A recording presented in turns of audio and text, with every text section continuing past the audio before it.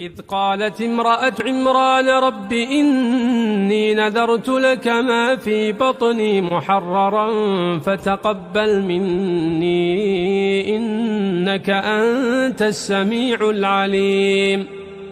فلما وضعتها قالت رب إني وضعتها أنثى والله أعلم بما وضعت وليس الذكر كالأنثى وإني سميتها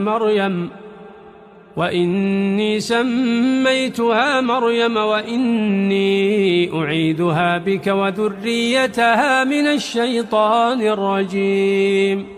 فتقبلها ربها بقبول حسن وأنبتها نباتا حسنا وكفلها زكريا. كلما دخل عليها زكريا